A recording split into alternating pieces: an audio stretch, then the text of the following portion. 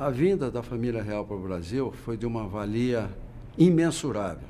Nós temos uma dívida de gratidão com Napoleão.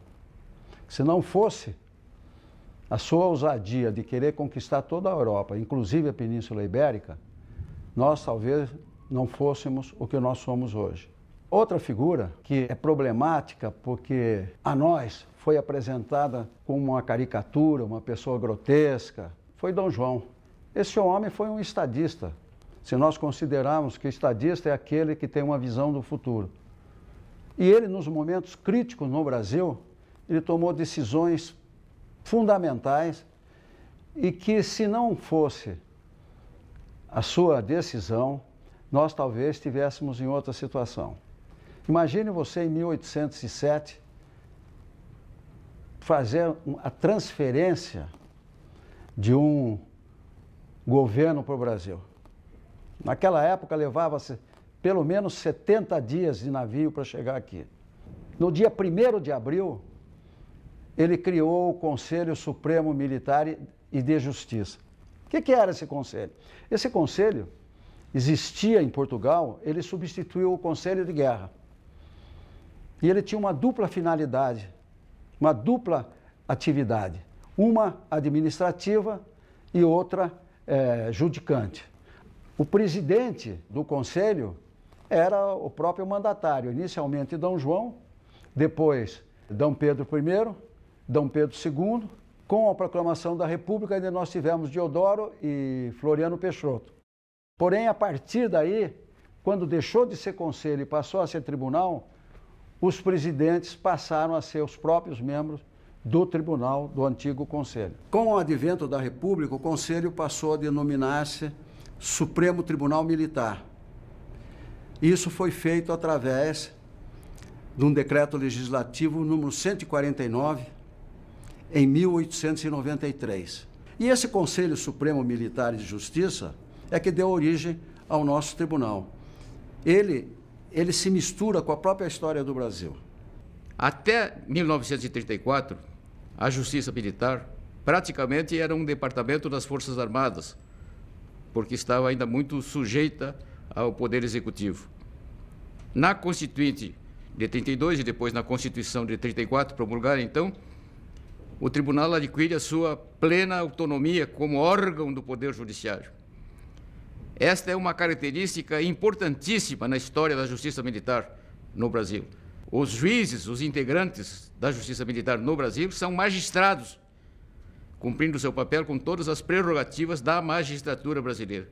O nome da instância máxima foi mantido como Supremo Tribunal Militar. Houve uma pequena diferença na composição, passou de 10 para 11 membros do STM.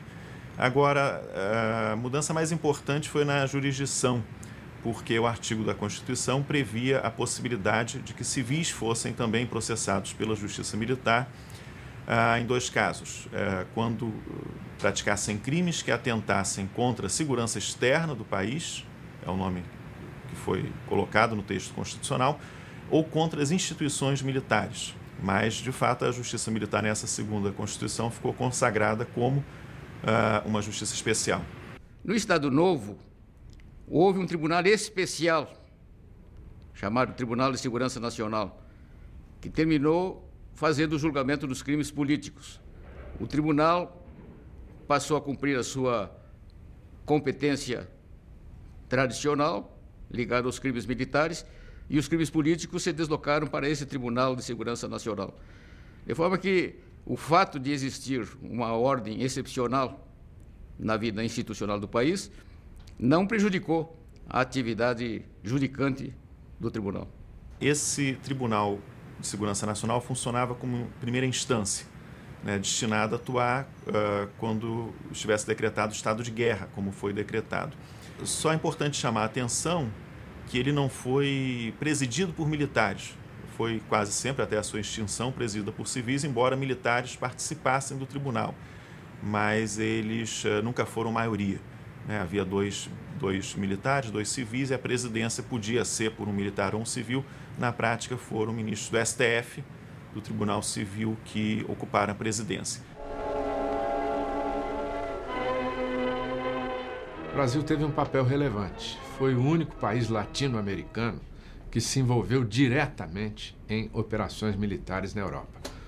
O Brasil mandou uma divisão de infantaria com mais de 25 mil homens para lutar na Itália de 1944 a 1945.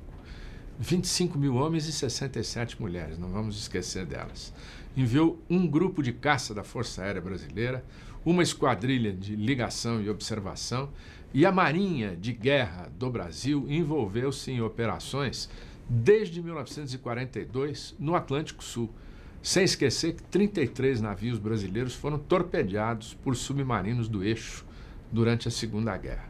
Então, enviando uma tropa tão grande para a Itália, foi necessário enviar uma auditoria militar para julgar eventuais crimes militares que foram cometidos no teatro de operações.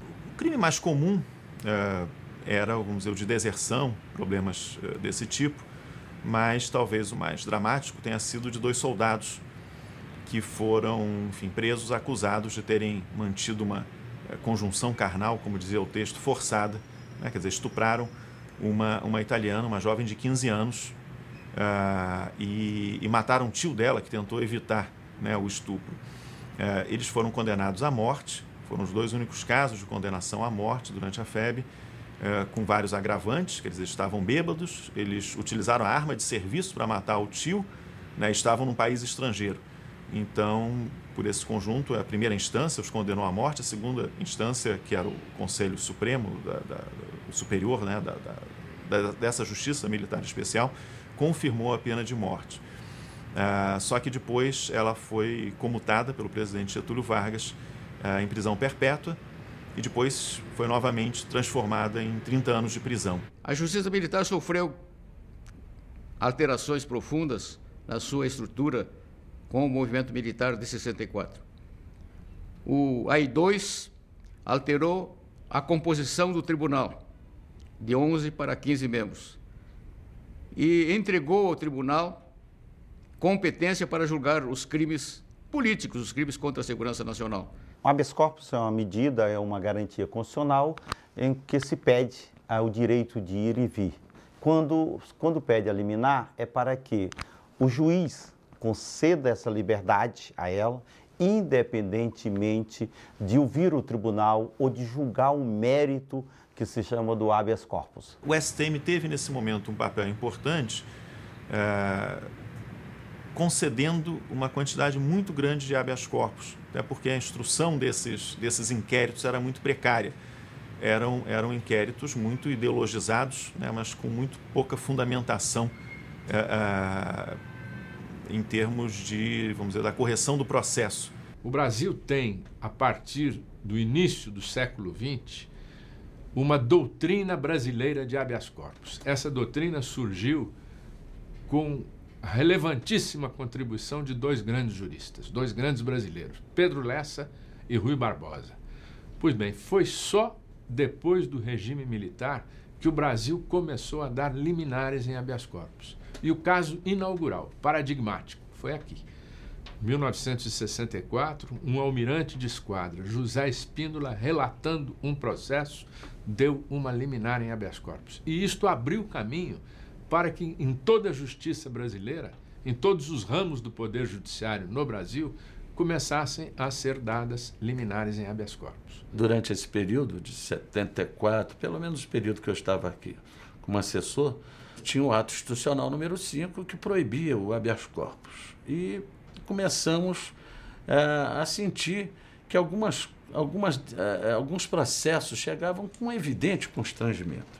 Então o tribunal começou recebendo os habeas corpus, transformando em representação e mandando para que o juiz de primeiro grau, como representação, conhecesse e quebrasse a incomunicabilidade para que ele se entrevistasse com o seu advogado ou recebesse visita familiar.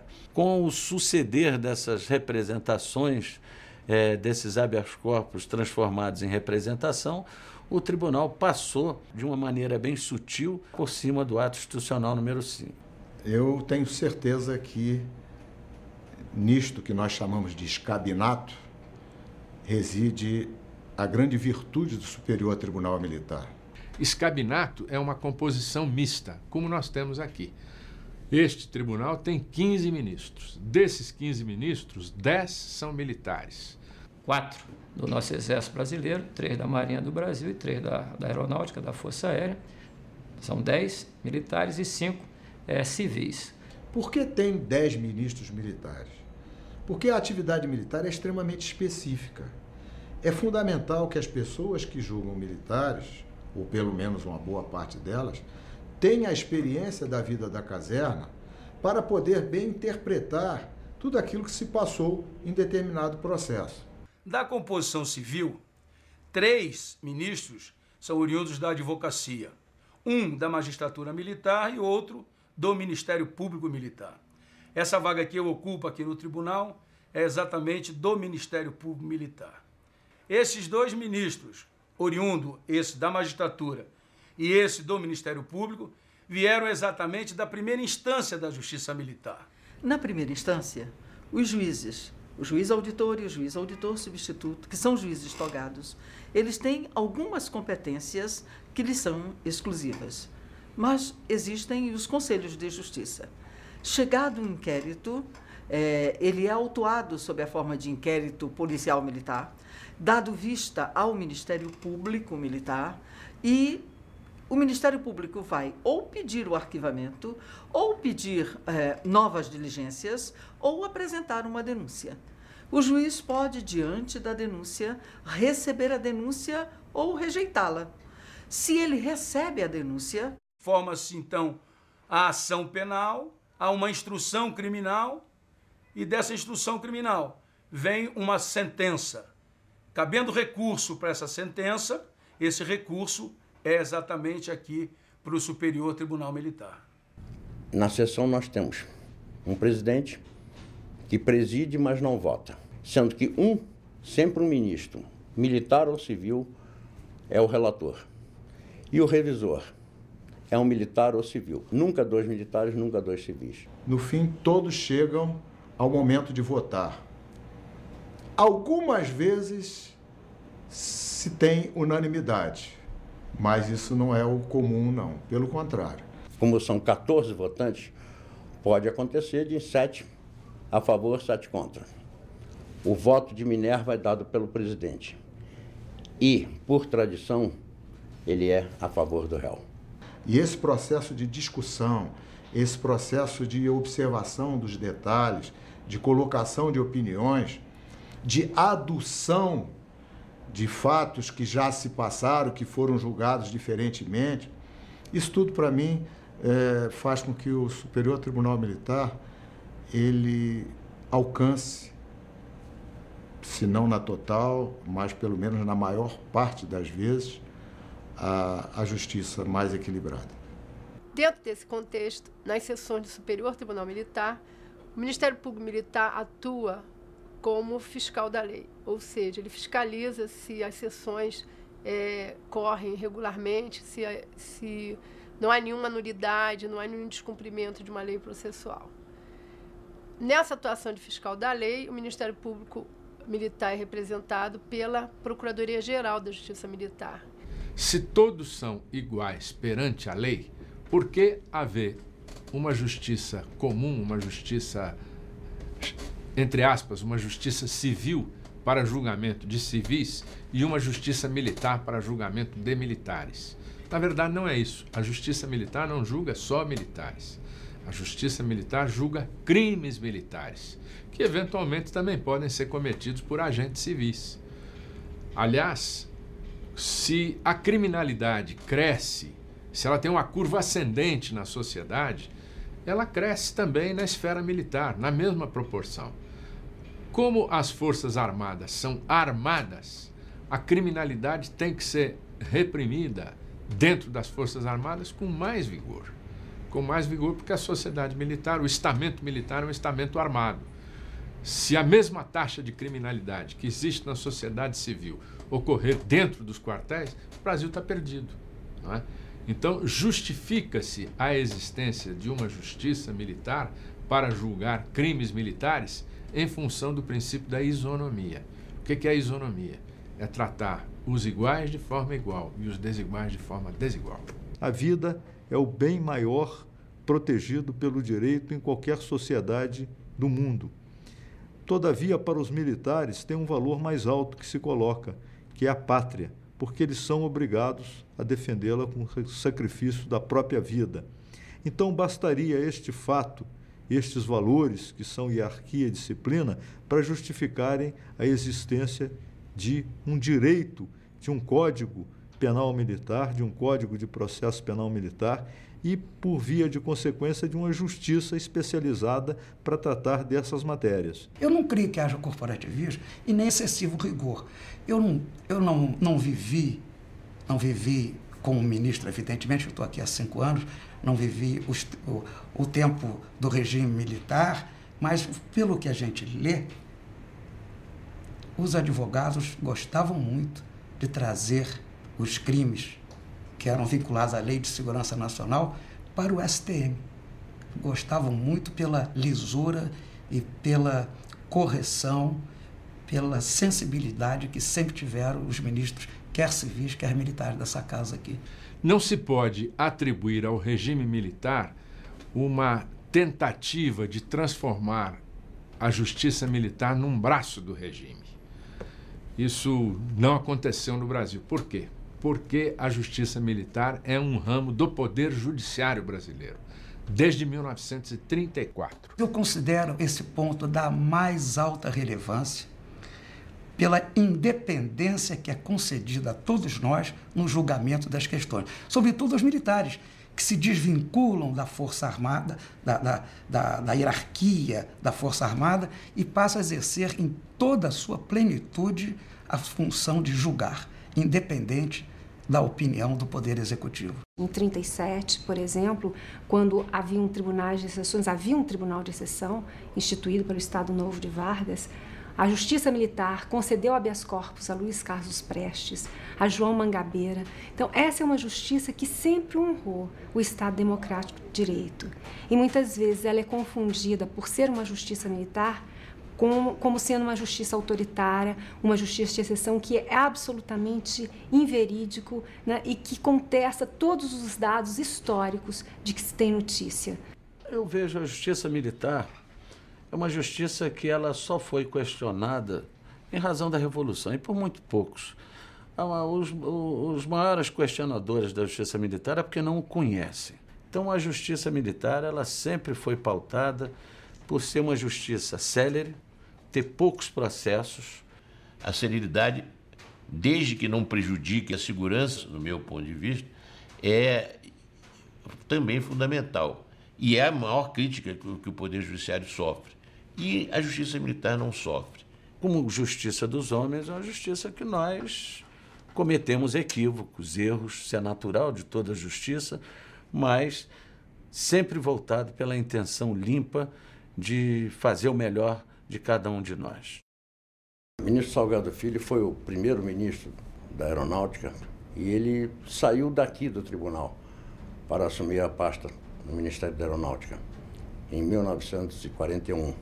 E Getúlio Vargas, na época, com a sabedoria que era característica dele, foi buscar alguém gaúcho, mas de renome já naquela época, para assumir. Ele praticamente criou a aeronáutica. O almirante Tamandaré atuou, patrono da Marinha, atuou aqui no tribunal por mais de 30 anos. Em dizendo que o almirante Tamandaré foi patrono da Marinha, teria todos os motivos, né, vários motivos, para justificar essa honraria que a Marinha presta ao almirante Tamandaré, por toda a sua atuação durante o período do Império, principalmente com relação à unidade do território nacional, e que ele participou ativamente em várias ocasiões. Caxias foi o maior soldado que nós tivemos. Quem com mais experiência poderia ser bom juiz naquela ocasião? Eu tenho certeza que ele aplicou tudo aquilo que ele vivenciou durante toda a sua vida de soldado no ato de julgar. Ele teve uma experiência extraordinária como soldado e também como político, como conselheiro do imperador. É um homem que sempre foi fiel às leis. Há um fato extremamente interessante da vida de Caxias, em que, conquistada uma cidade lá no Rio Grande do Sul, que se rebelara, o vigário dessa cidade se dirigiu a ele e perguntou se era o caso de tocar os sinos em um toque de alegria pela vitória das forças imperiais. E ele disse: não, vigário, toque em sinal de luto pela morte dos brasileiros de um lado e de outro que vieram a morrer. Quer dizer, que senso de julgamento, né? Que senso de justiça, que humanidade teve esse homem. Eu considero o ato de julgar como extremamente difícil, extremamente delicado, porque ele sempre se refere a seres humanos.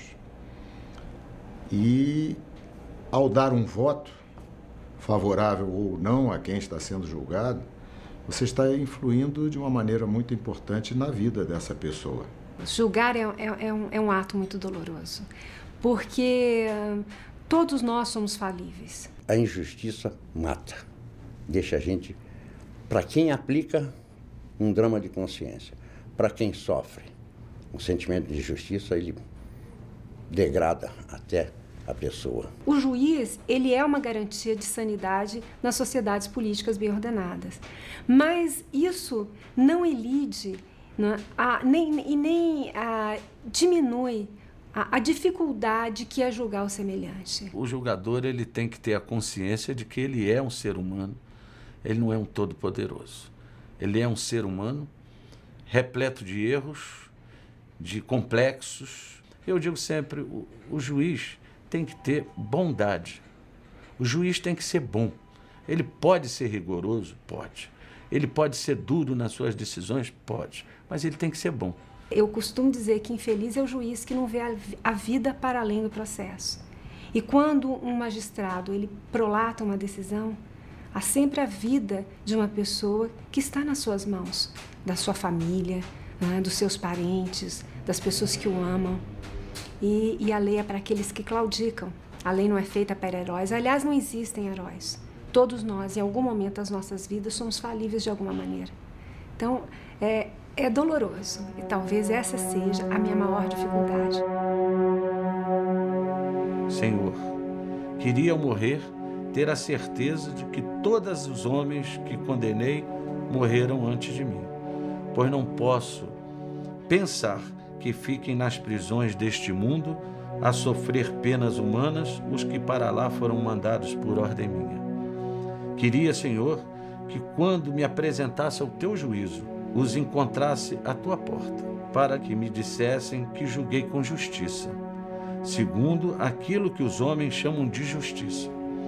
E se para com algum, e sem dar por isso, fui injusto, esse, mais do que outro, desejaria encontrar ao teu lado, para lhe pedir perdão e para lhe dizer que em nenhuma só vez, ao julgar, esqueci ser uma pobre criatura humana, escrava do erro, que nenhuma só vez, ao condenar, consegui reprimir a perturbação da consciência, tremendo perante um ofício que, em última instância, apenas pode ser teu, Senhor.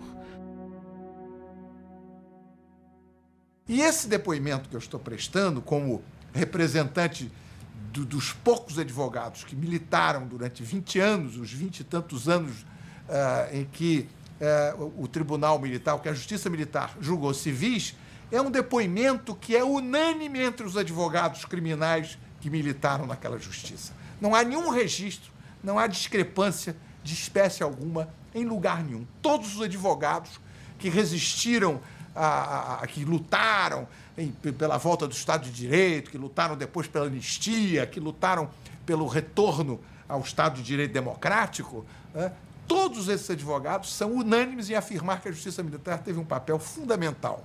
Até 68, 13 de dezembro de 68, a Justiça Militar deu muitos habeas corpus, trancou muita ação penal instaurada de maneira ilegítima, de forma equivocada ou exagerada. Estreiei na Justiça Militar, na tribuna do Tribunal Militar, em 1968, em maio de 68. Eu sequer era formado. E sustentei um habeas corpus e daí em diante, enfim, fazia audiência, ainda estudante, naquele tempo se chamava solicitador acadêmico, portanto, vivi intensamente. E asseguro que o Tribunal Militar, o ambiente das auditorias, era um ambiente onde nós, advogados, nós que operávamos, não é, uma atividade profissional que tinha a sua antipatia, porque éramos defensores dos inimigos do poder, éramos defensores dos perseguidos políticos, defendíamos aqueles que se opunham à ordem vigente, que se opunham ao governo, né? E, portanto, não éramos pessoas muito bem-vindas e muito queridas. No entanto, neste ambiente da Justiça Militar, nas auditorias e no Tribunal Militar, nós, advogados, nos sentimos seguros. A Justiça Militar e o Tribunal Militar soube desempenhar um papel que faz jus à sua memória e corresponde de maneira digna às tradições de uma corte, da corte mais antiga do Brasil, uma corte com 200 anos de idade, que é sempre respeitável, sobretudo num país que é bastante jovem.